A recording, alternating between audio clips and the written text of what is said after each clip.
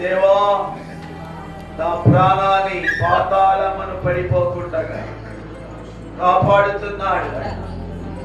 నీ ప్రాణాన్ని పాతాళములు పడిపోకూడదని నీకు ఆయన వ్యాధి చేత శోధన చేత నీకు శిక్షనిచ్చి నిన్ను పడకల మీద పెట్టి నీకు వ్యాధితో బాధలతో సమస్యలను ఇచ్చి నిన్ను శిక్షిస్తున్నాడు. యోబు గ్రంథం మనం చదువుకున్నాం. ఎందుకంటే నువ్వు మారు మనసు పొందుతావని బిడ్డ. నీ పాతాళములో నీ ప్రాణము విడవకుండా నిన్ను కాపాడడాని దేవుడు. నువ్వు పాతాళంలో వెళ్ళిపోకూడదని నిన్ను శిక్షిస్తున్నాడు కుమారుడా.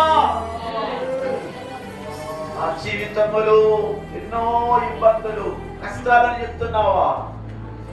నిన్ను పాతాళంలో నీ ప్రాణం విడిచిపెట్టకూడదని నీకు అనేక శోధనలు ఇచ్చి నిన్ను శిక్షించి సరిచేస్తున్నాడు. సువర్ణము అగ్ని చేత పరీక్షింపబడుచున్నది. దానికంటే విలువైన నీ విశ్వాసము అగ్ని పరీక్ష చేత నిలబడినట్లయితే అది మెప్పు, ఘనత, మహిమ పొందుటకు కారణమవుతుంది. నీ జీవితంలో నాకెందుకు ఈ బాధ, నాకెందుకు వ్యాధిని చదువుకోవద్దు, బాధపడవద్దు.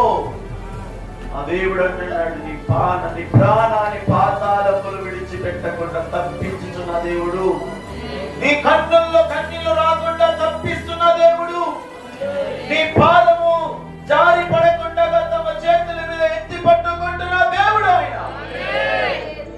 అయితే నువ్వు ఆయన తట్టు తిరగాలని ఆయన ఆశిస్తున్నాడు.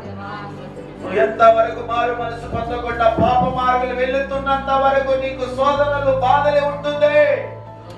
నువ్వు ఎప్పుడైతే మారు మనసు పొంది ప్రభు తట్టు తిరుగుతావు, నీ జీవితము నెమ్మదిగా సుఖంగా మారిపోతుంది.